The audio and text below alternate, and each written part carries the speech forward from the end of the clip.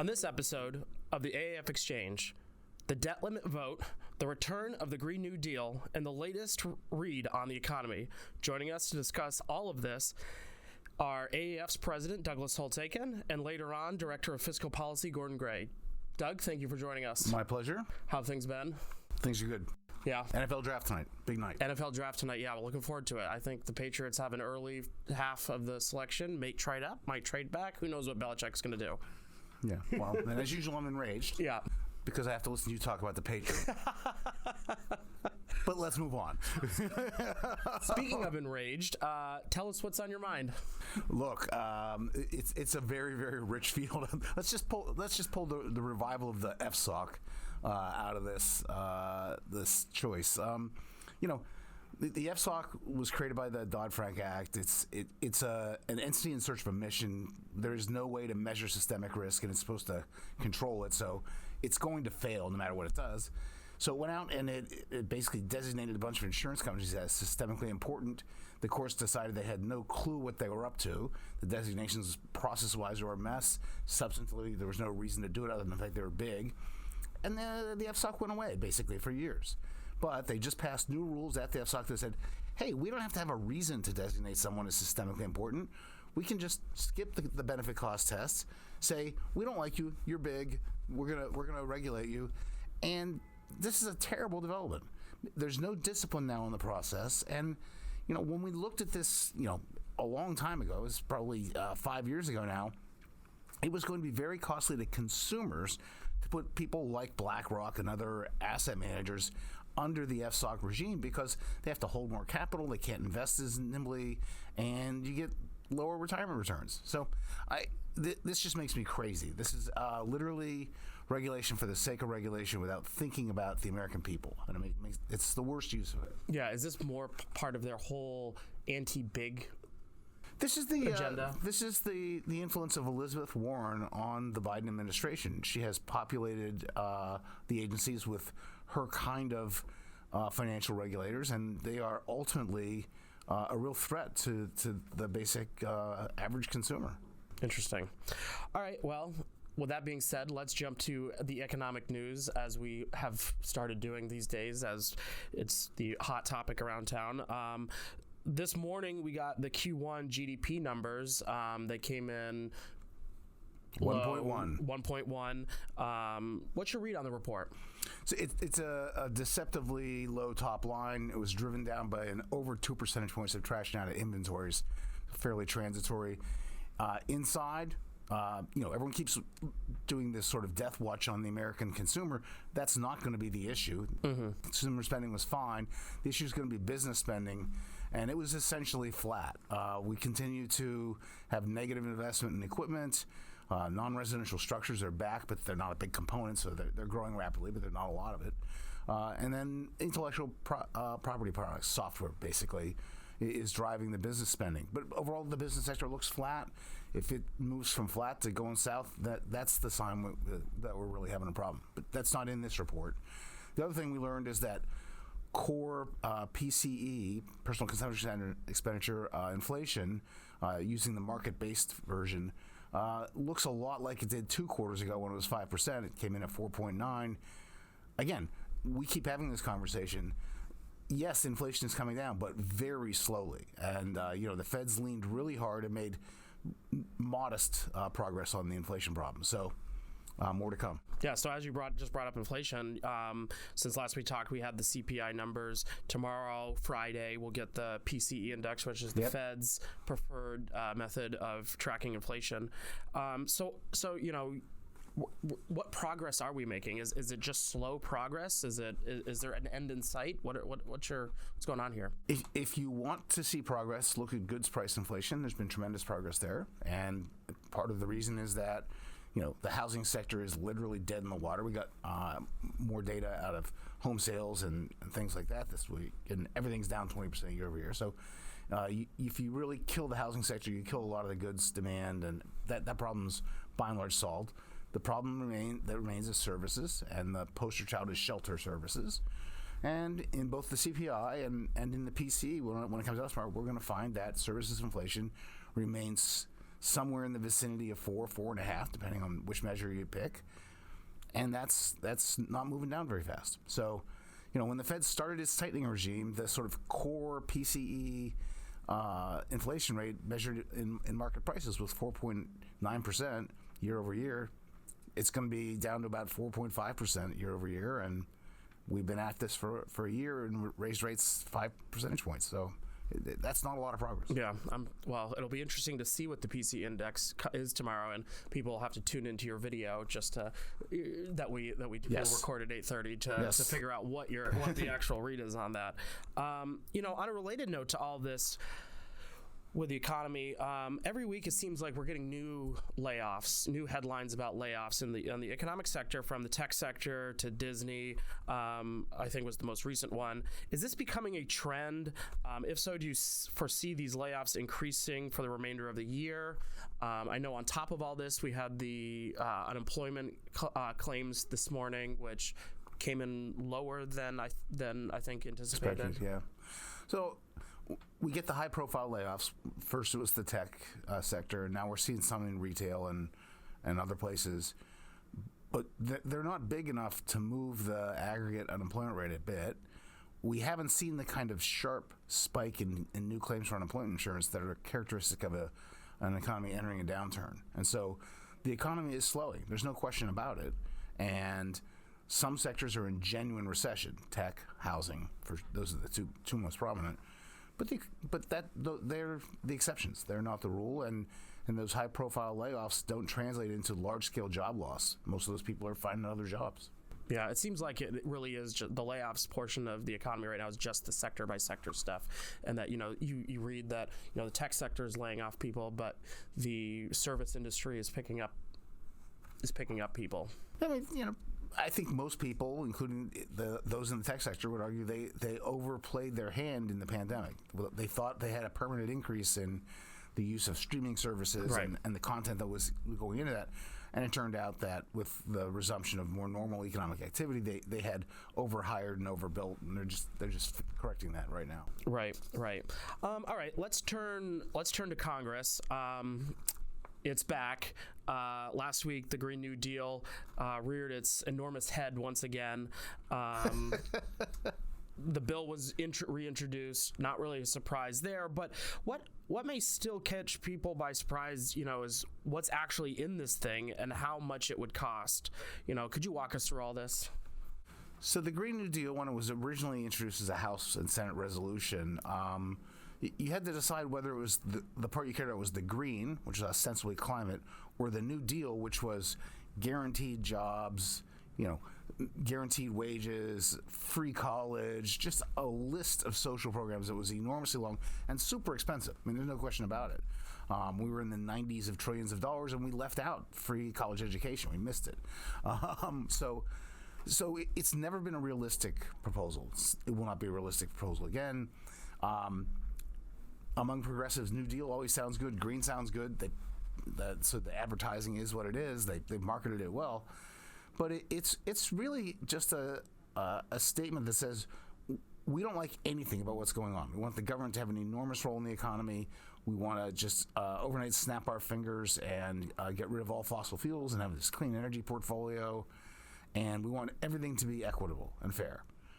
That's all great, but it's not legislating and it's not realistic. And so there'll be a little fanfare and it will go away. Yeah, I mean, we do have that great piece at AAF about the Green New Deal that basically walked through, the costs of part of these programs if you actually made them not resolution. Yes, and made them law. Made them law. And the whole point of doing that is not to say we got the number right. It's to just illustrate the scale of the proposals. It's a wholesale overthrow of the U.S. economy and the U.S. system of governance. That's all it is. And so if you put the price tag on it, you realize that. Yeah, and at the same time, it is important to talk about these messaging bills because, as we know, messaging bills slowly become law, and it takes a long time for these things to become and that's law. all they're going to do for a couple of years. Yeah, right? it's just message on this, and then try and get something over the finish line at some point. Right. Well, anyways, Doug, thanks for joining us. My pleasure. We will move on to our debt conversation with Gordon Gray, but as always, thanks for joining us to talk about Congress and the economy. It's nice to be the uplifting part of the conversation. Enjoy. Thank you. We're now going to bring in AAF's Director of Fiscal Policy, Gordon Gray. Gordon, thank you for joining us. How are you doing, Kyle? It's been a while since I had you on the podcast, but it's great to have you back on. How have you been? Just peachy. Yeah. Still there across the hallway from you. So, yeah, we still, we have our conversation about food and all that fun stuff, but, and now golf. Hopefully we get our golf outing in soon.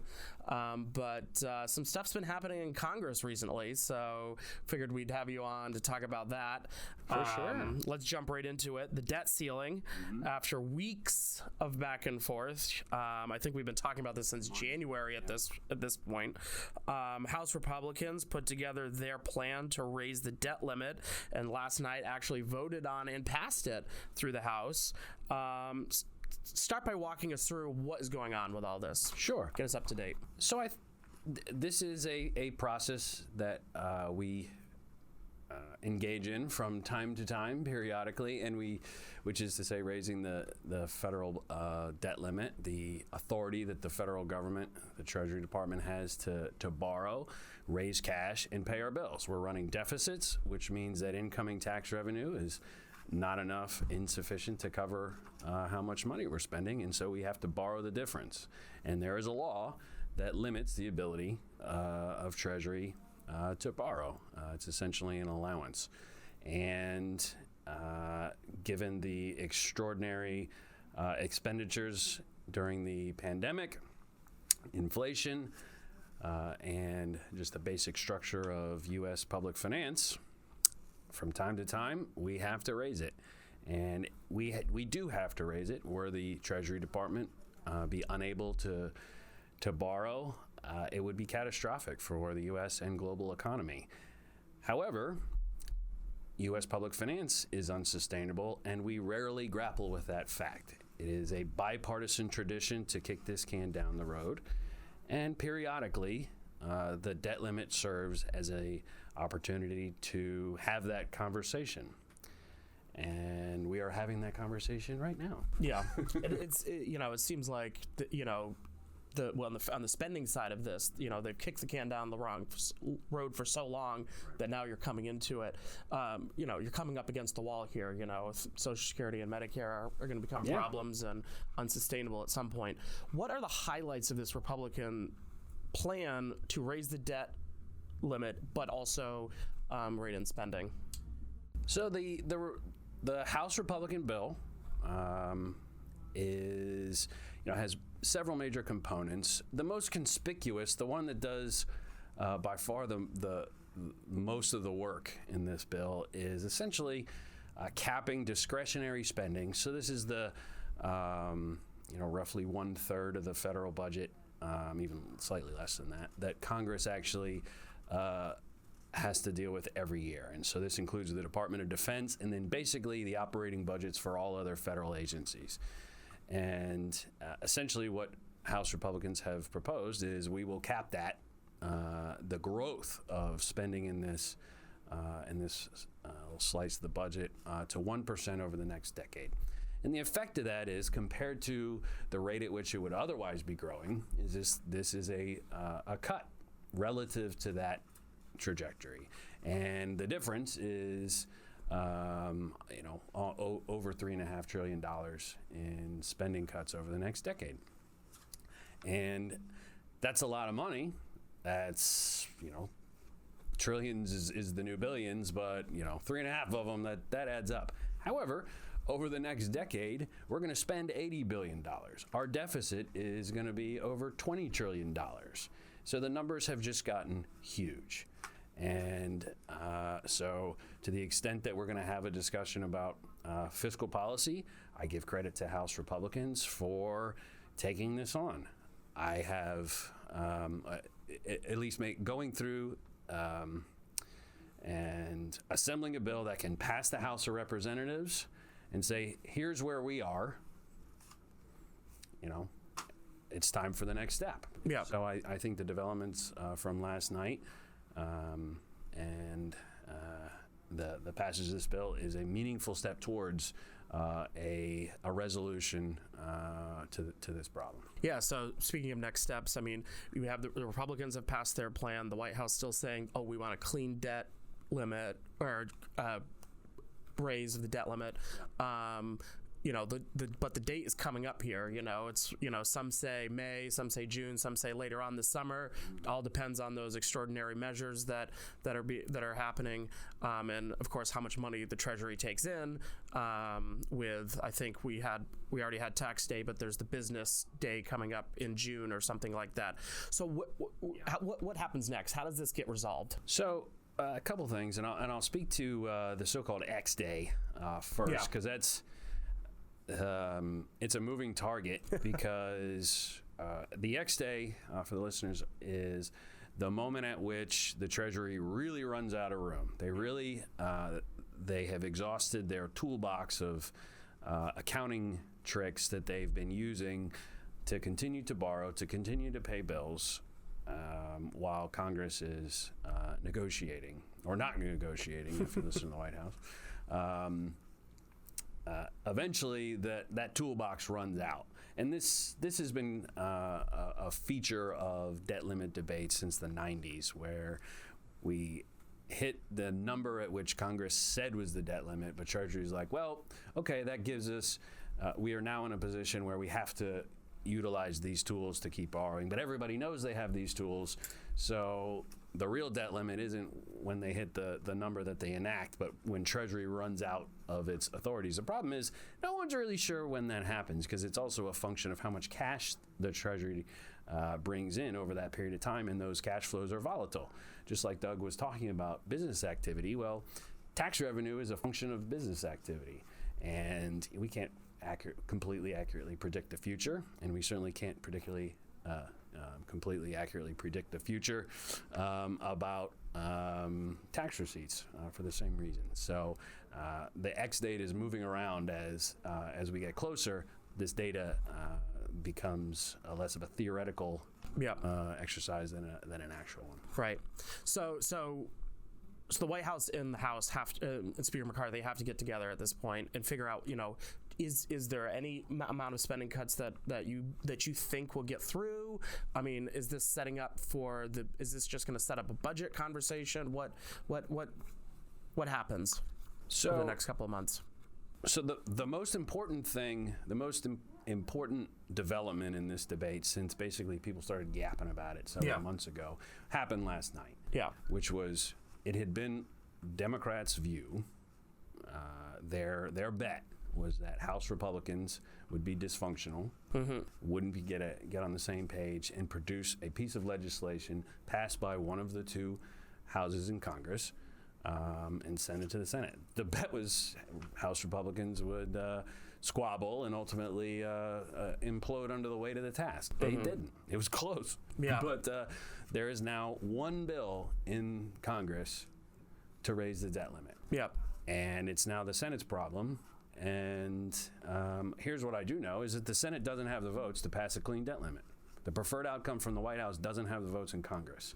And they need to wake up to that fact. They have been intransigent on this. They have said, we are not negotiating. It's like, well, Congress, political reality, you is need what the it votes is. to pass a law. Yeah. It's inconvenient for you. It makes being president less fun. Sorry. But that's the way it is. Yeah.